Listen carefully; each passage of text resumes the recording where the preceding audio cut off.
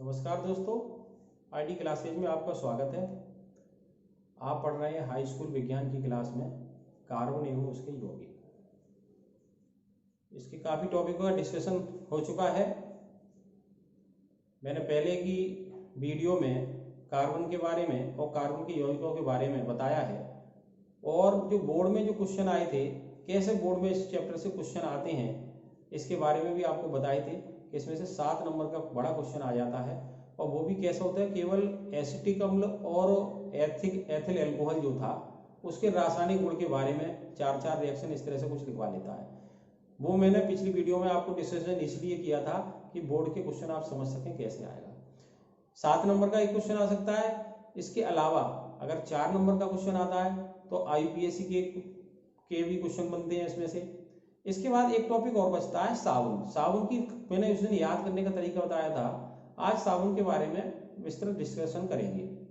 जिन छात्रों ने ये चैनल सब्सक्राइब नहीं किया है वो सब्सक्राइब अवश्य करें, बेल आइकन दबाएं, अपने मित्रों को शेयर करें और वीडियो को लाइक करें।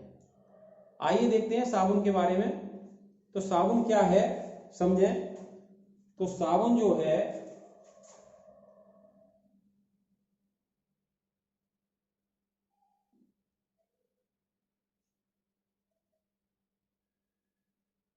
तो साबुन की परिभाषा पहले याद कर लेंगे। साबुन उच्च अणुभार वाले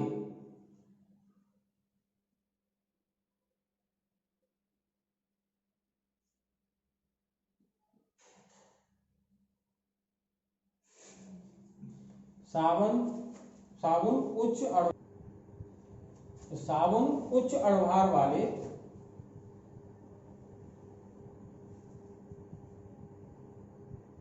कार्बोक्जिलिक अम्ल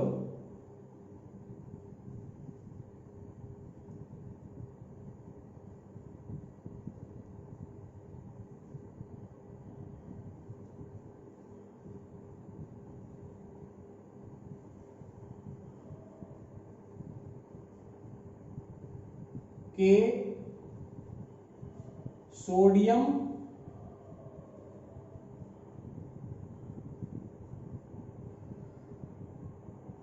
तथा पोटेशियम के लवण होते हैं।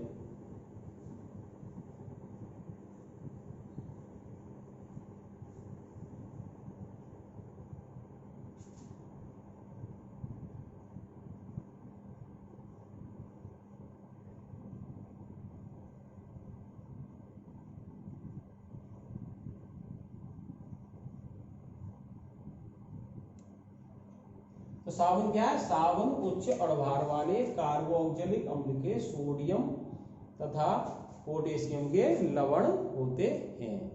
समझेंगे कैसे होते हैं। तो पहले तो ये क्या है, उच्च अणुभार वाला कार्बोक्जिलिक अम्ल क्या है। तो पहले तो हम सबसे लो अणुभार वाला कार्बोक्जिलिक अम्ल लिखते हैं। तो कार्बोक्जिलिक अम्ल आपको याद होना चाहिए CH3COOH, आपने पढ़ा है, ठीक है ना। इसका सोडियम लवण, कार्बोक्जिलिक अम्ल का सोडियम लवण, तो आपने अम्ल क्षार की क्रिया से आपने CH3COONA की रिएक्शन लिखी थी, तो उसको जगह हम यहाँ Na लगा देते हैं, ये हो गया सोडियम लवण, है ना। ये सबसे कम अणुभार वाला हो गया CH3COONA। हमें चाहिए उच्च अणुभार वाला। उच्च अणुभार कैसे बनेगा? इसका जो एल्किल ग्रुप है वो बढ़ेगा। जैसे CH3 के बाद अगला क्या आएगा? C2H5। 5C वाला क्या आएगा? C5H11। यानी जितने C होते हैं उसके दूने से एक ज्यादा H होता है। जहां एक है, एक दूनी 2 और प्लस 1। 5 वाला क्या होगा? C5 और 5 दूनी 10 और H11 COONA। पर ये तो उच्च अणुभार है, और उच्च अणुभार इससे भी ज्यादा। तो इससे भी ज्यादा का मतलब है C5H11 क्या? C17 का ले लें हम। क्या ले लें? C17। तो C कितने आने चाहिए? 17। H कितने होंगे फिर? 17 34 35 COONA। ठीक है, ये साबुन का सूत्र आ गया। अब परिभाषा हो गई। साबुन उच्च अणुभार वाले, काफी अणुभार हो गया है ना, उच्च अणुभार वाले कार्बोक्जिलिक अम्ल का सोडियम या पोटेशियम लवण है। C17H35 हो सकता है, C17H35 COOK भी हो सकता है ना। तो ये साबुन का सूत्र हुआ, ये मैंने समझाने के लिए लिखी थी रिएक्शन, ये सोडियम एसीटेट। तो ये समझ में आ गया, साबुन क्या है, सूत्र समझ में आ गया, C17H35COO Na। तो उदाहरण के रूप में मैं ऊपर लिख देता हूं मैं, तो क्या है, जैसे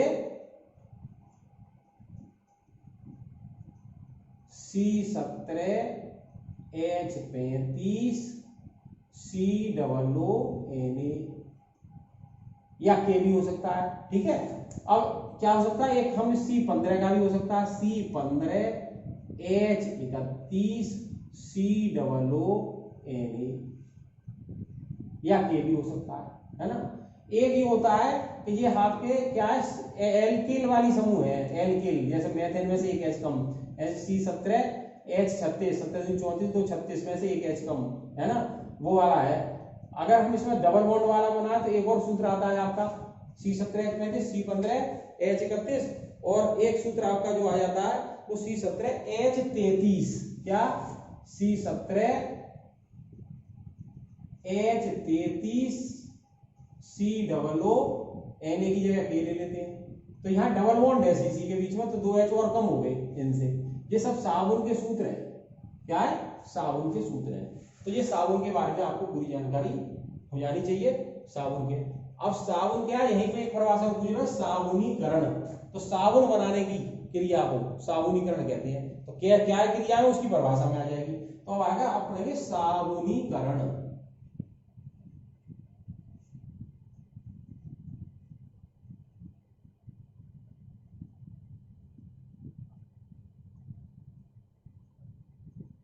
अब साबुनीकरण क्या है, तो साबुन बनता कैसे, तो उच्च बसीय अम्ल है ना, उच्च तेल वसा, या कह रहे तेल और वसाओं के क्षारीय जल अपघटन से, तेल और वसा के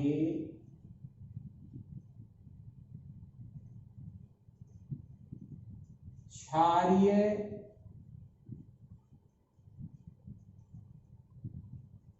जल अपघटन से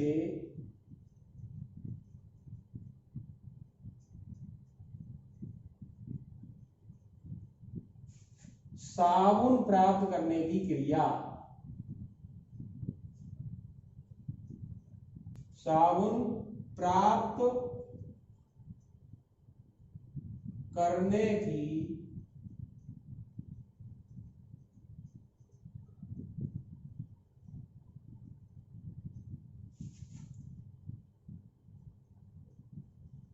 क्रिया को साबुनीकरण कहते हैं।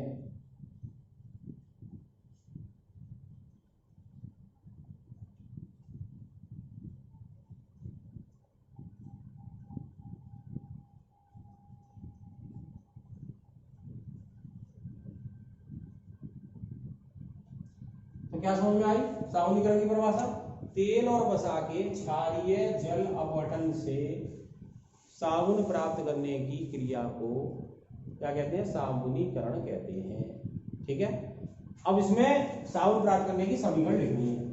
तो साबुन आया तब भी लिखनी है, कैसे प्राप्त होता है, इस पूरी परिभाषा को एक साथ लिखना है। अगर साबुन पूछे तो और साबुनीकरण पूछे तो पूरी बात लिखनी है आपको। ठीक है, अब रिएक्शन क्या होगी, तो उससे पहले आपको समझना है तेल और वसा।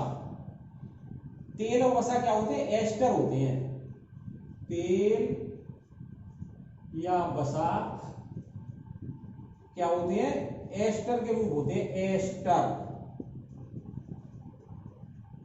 और आपने एक अभिक्रिया पढ़ी थी एस्टरीकरण, किसकी पढ़ी थी, CH3COOH पर C2H5OH की, याद होती है, साथ में रिएक्शन भी यही काम चल रही है, यही पेपर में आती है। CH3COOH पर एथिल अल्कोहल की क्रिया कराते हैं, तो ये H हटके ये H2 निकल जाता है, क्या बन जाता है, CH3COO-C2H5 बन जाता है, प्लस H2 निकल जाता है। ये क्या है, ये एस्टर है, एस्टर, एथिल एसीटेट नाम है, वैसे एस्टर है। पर हमें तेल वसाए से हाई और होता है, और हमें ये समझाना है कि COO में ये एल्किल ग्रुप लग जाता है, तो ये एस्टर बन जाता है, ये समझ में आ जाना चाहिए। है ना, COO में इसका H हट के एल्किल ग्रुप लग जाए, C2H5, C3H7, C17H35 जो लग जाए वो क्या बन जाता है, एस्टर। तो अब तेल वसा का सूत्र समझ जाना है आपको, एक बार फिर मैं समझा चुका हूं पिछली वीडियो में, अब फिर एक बार समझेंगे, है ना। तेल और वसा की यहाँ जो CH3COOH है वो आप ऐसा करिए 3 बार लिख लीजिए याद करने के लिए, COOH, CH3, COOH, CH3, COOH, ठीक है। अब क्या करोगे, अगर इसके बीच में बॉन्ड बनाओगे तो इसका एक H कम करना पड़ेगा, ये सब मैंने पहले समझा दिया है ना। अब इसके भी बीच में बॉन्ड बन गया तो इसका भी एक और H कम होगा, यानी 2 रह जाएंगे। पर इसके बीच में बॉन्ड बढ़ा दिया तो एक और कम हो जाएगा, तो 2 H कम हो गया, यानी CH रह गया, और इसके में एक बढ़ गया तो CH2, ये तो हो गया कार्बोक्सिलिक अम्ल। अब इसका एस्टर बनाना है तो एस्टर क्या आएगा, यहाँ H हटा के एल्किल ग्रुप लगा दो, जैसे यहाँ लगाया था C2H5, पर यहाँ कौन सा लगा दे, C17H35 या C15H31 या C17H33, तीनों में लगेगा C17H35। ऐसा लिख के देखेंगे तो साबुन याद हो जाएगा, वरना बच्चे कहते हैं कि साबुन का सूत्र याद नहीं हुआ, है ना। ये तो तेल वसा का सूत्र आ गया। अब क्या सूत्र याद हो गया, लिखने का तरीका समझ में आ गया, है ना। आपको ये कुछ नहीं लिखना है, ये मैंने आपको समझाने के लिए बताया है। तेल या वसा, है ना, एस्टर क्या है, ये कुछ नहीं लिखना, ये कुछ नहीं लिखना, ये सूत्र हो गया आपका, ठीक है, तेल या वसा का, है ना। अब हम साबुन बनाने के लिए क्या करते हैं, किसी तेल पर, तो इसकी जो रिएक्शन आएगी इसमें साबुनीकरण में क्या आएगी, CH2, COO, C17H35, फिर क्या आएगा बोलो, CH, COO, C17H35, और क्या आएगा, CH2, COO, C17H35। ये तेल या वसा का सूत्र है, तेल या ऐसे कह सकते हैं वसा, है ना। क्या है, तेल या वसा का सूत्र है ना। और इसमें क्या है, कास्टिक सोडा की क्रिया कराएंगे, है ना, तो कठोर साबुन बनता है, यानी कपड़ा धोना। और अगर नहाने का करना है तो कास्टिक पोटास की OH की क्रिया कराते हैं। जो आप 3NaOH ले लो या 3KOH ले लो, साबुन है वो, तो क्या हो जाएगा बताइए। अब आपका साबुन वही बनेगा जो बताया था, साबुन क्या बनता है, C17H35। यहां से ये टूट गया, ये चीज हट गई, बिल्कुल ये हट गया, तो क्या हो गया, बॉन्ड एक फ्री हो गया, यहां से ये CH2 बचा, CH बचा और CH2 बचा, ठीक है। अब इसका एक बॉन्ड फ्री हो गया यहां से, तो इसको भी एक बॉन्ड चाहिए, तो OH यहां बॉन्ड बना के लग गया, OH OH OH। अब ये पूरा फ्री हो गया, नीचे से तो कोई संबंध है नहीं बॉन्ड का, भाई इतने में तो पूरा एक यौगिक था, ये पूरा एक। अब इसमें बॉन्ड से कोई संबंध नहीं, C17H35 COO बचा। अब इसको एक चाहिए जो कि यहाँ बॉन्ड है, वो Na साझा करेगा इससे, Na अपना एक इलेक्ट्रॉन देगा, तो क्या हो जाएगा, C17H35 COO Na, C17H35 COO Na, 3 अणु इसके आएंगे, C17H35 COO Na, ये बन गया साबुन। इसका नाम होता है सोडियम स्टीयरेट, सोडियम स्टीयरेट।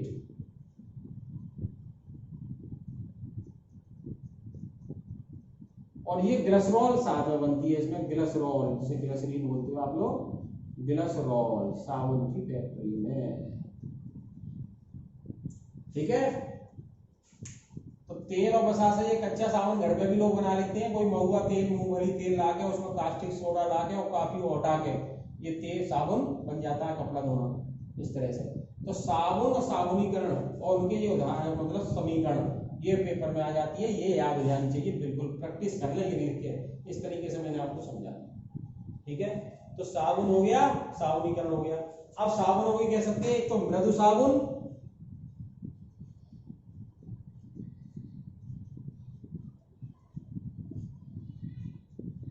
यानी कौन से, पोटेशियम लवण वाला, पोटेशियम लवण वाला। ये क्या होते हैं, शेविंग वाले भी साबुन मृत साबुन माने जाते हैं, शेविंग और शैम्पू वाले जो है, शेविंग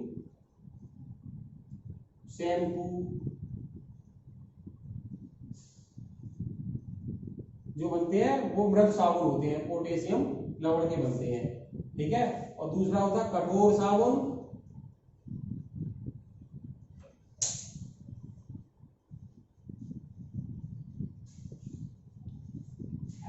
ये सोडियम लवण का बनता है, सोडियम,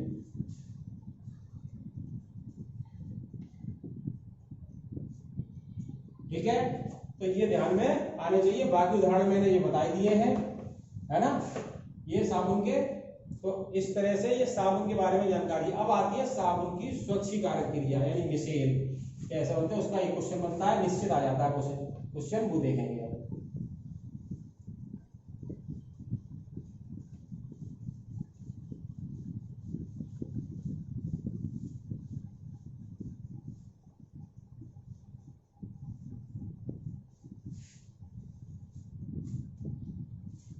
देखिए एक तो अलग से क्वेश्चन आता है मिसेल क्या है ना। एक क्वेश्चन आया था साबुन की स्वच्छीकारक क्रिया, क्रिया लिखिए, साबुन की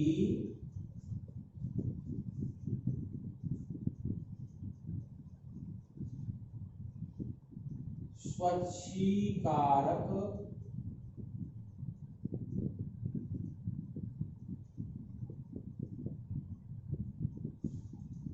अभिक्रिया।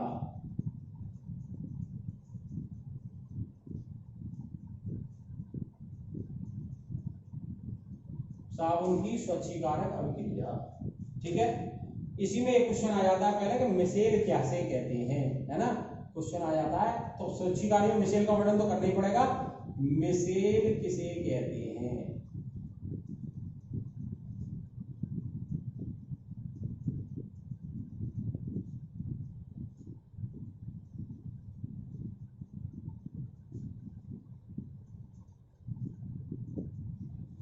तो यहां पर समझिए आप इस चीज को,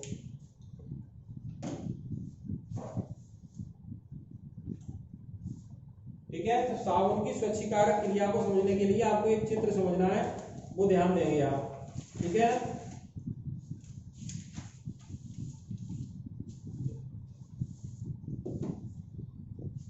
तो देखें,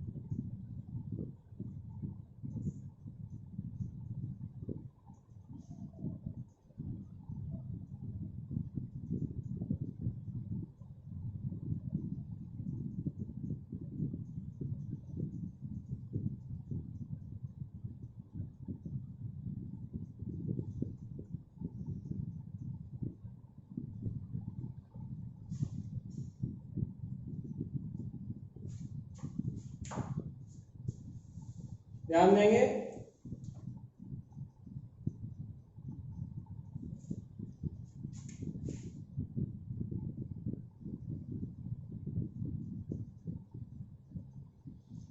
देखिए साबुन में जो पार्ट आए थे, साबुन आपने अभी लिखा था C17H35 COONA।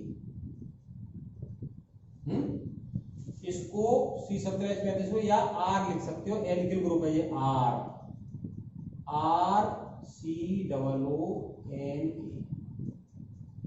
ठीक है।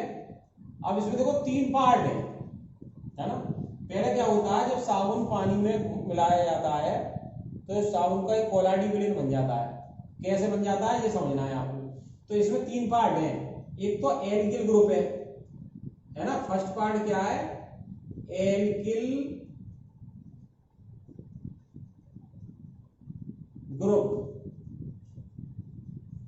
आर जिसे कहते हैं, है ना। ये क्या है, C17H35,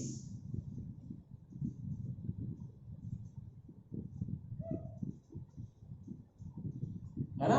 ग्रुप का आर क्या है, C17H35। ये क्या होता है, जल में अविलय होता है। ये क्या है, जल में अविलय, जल में अविलय,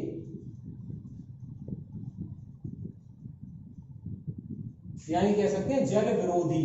क्या, जल विरोधी। इसका अर्थ है तेल स्नेही। क्या है ये, तेल, चिकने पदार्थ स्नेही होता है, तेल स्नेही होता है।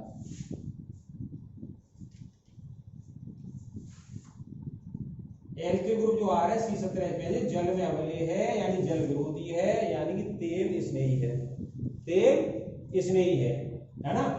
ये इसको क्या बोलते हैं, टेल बोलते हैं, टेल, पूंछ है ये इसकी। साबुन में ये क्या कहलाती है, टेल कहलाती है ना। पूंछ कह सकते हैं।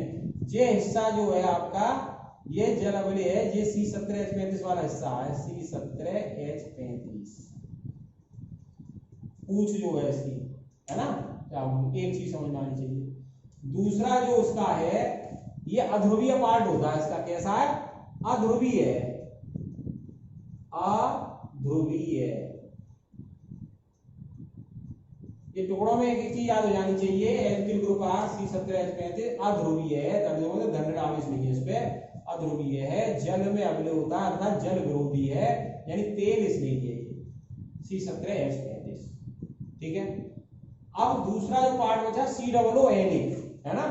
दूसरा पार्ट बचा COONA, इस पर माइनस आवेश आ जाता है ना।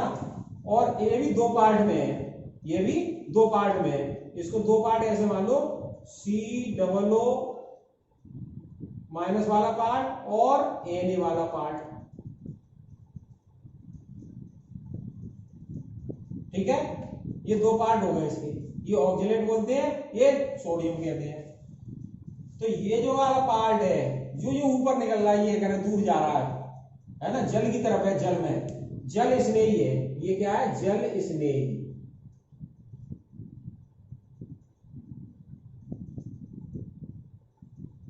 जल स्नेही। अब स्टेप समझो आप, परिभाषा जो बोलेंगे कैसे बोलेंगे वो ध्यान देना है आपको। तो क्या करना है, जो साबुन में हमारे पार्ट है, एक एल्किल ग्रुप है, वो तेल स्नेही है, जल विरोधी है। COO वाला पार्ट है, वो जल स्नेही है, ये जल में सिर्फ डूबा रहता है, ये जल से दूर रहता है। और जो Na+ आयन जो बनेंगे, ये क्या करता है, जल के पृष्ठ तनाव को कम कर देता है। Na+ क्या कर देता है, Na+ कर देता है जल के पृष्ठ तनाव को कम, जल के पृष्ठ तनाव को कम कर देता है।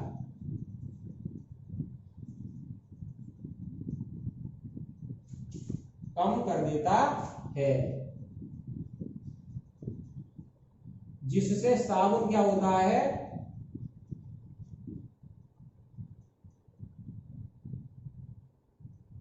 जिससे साबुन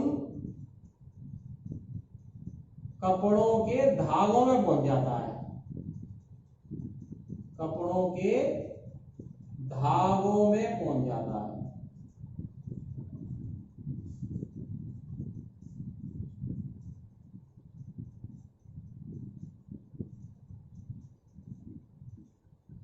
कपड़ों के धागों में पहुंच जाता है, जिससे क्या होता है कि जो चिकनाई है ना, गंदगी, तेल के कण, जो कुछ भी है उसमें, वो क्या होता है, ढीले हो जाते हैं। उससे क्या हो जाते हैं, जब साबुन में पहुंच जाते हैं ढीले हो जाते हैं।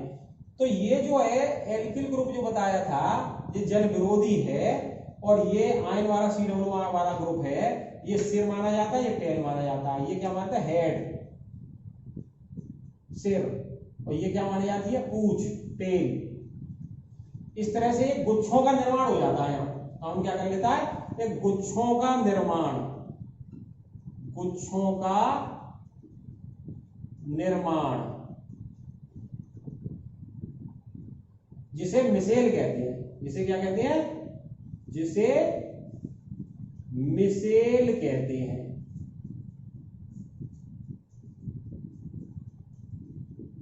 ठीक है। अब स्वच्छीकारक क्रिया में क्या होता है वो समझ लें आप, कि जब ये ढीला हो जाता है, धागों में साबुन पहुंच जाता है, यानी साबुन में जो पानी में भीगा, साबुन जल में भीग कर क्या हो जाता है, कोलाडी कण बना लेता है। और कोलाडी कण बना लेता है तो ये जो एल्किल ग्रुप हो गया वो जल विरोधी हो गया, जल से दूर रहेगा। और ये जो नेगेटिव पार्ट जो था इसका, वो जल स्नेही है, या वाटर है, पूरे में वाटर है, वाटर की तरफ गया। ठीक है। तो इसने क्या किया, तेल स्नेही है, तो जो तेल स्नेही और जो चिकनाई है, तेल स्नेही और चिकनाई है, वो मिसेल के केंद्र में समा जाते हैं। किसमें समा जाते हैं, मिसेल के केंद्र में समा जाते हैं। और ये सोडियम जो है Na+, जो उसका पृष्ठ तनाव कम कर देता है जल का, तो वो आसानी से साबुन अंदर तक कपड़ों में पहुंच जाता है, और ये सब तेल और चिकनाई खींच लेता है।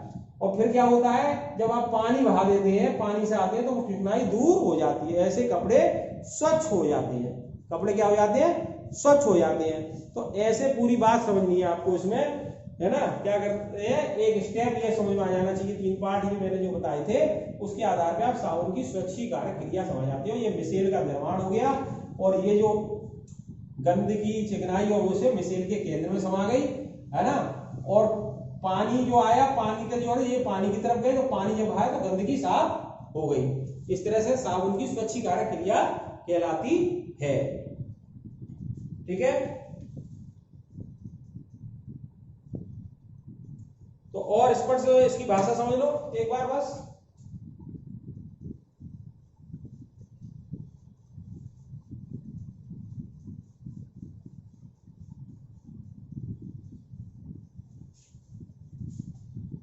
तो आपने समझ लिया, मिसेल तो समझ लिया, मिसेल किसे कहते हैं, है ना।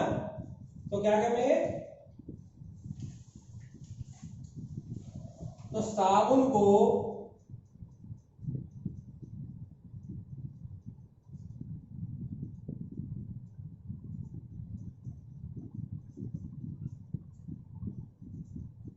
जल में घोलने पर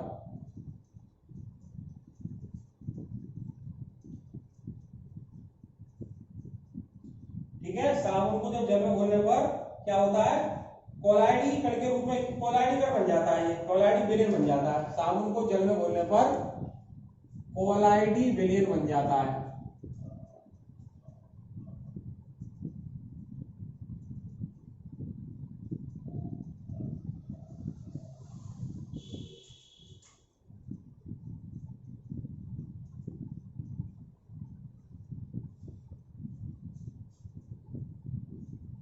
कोलाइडी विलयन बन जाता है। ठीक है ना। तो जो RCO माइनस समूह है, जो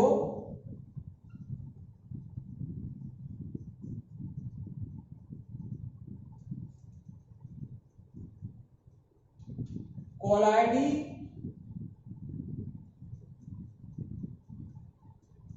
के रूप में एकत्रित हो जाता है।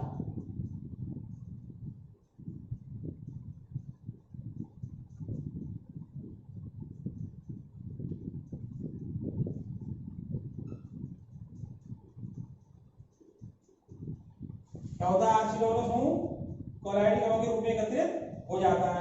और इन कोलाइडी कणों में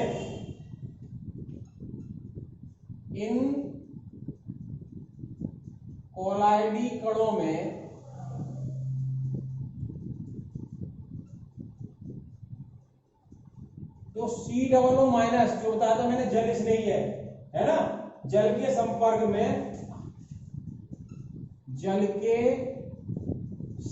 रहता है,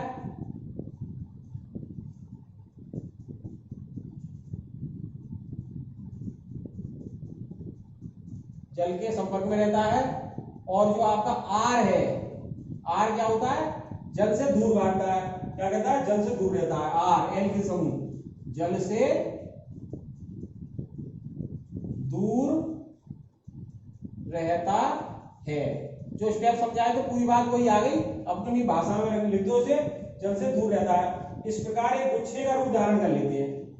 इस प्रकार ये गुच्छे का रूप धारण कर लेते हैं।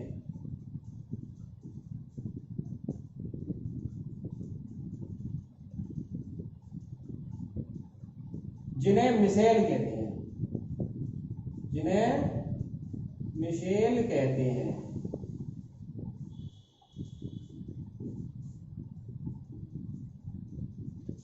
ठीक है ना, जिसे मिसेल कहते हैं।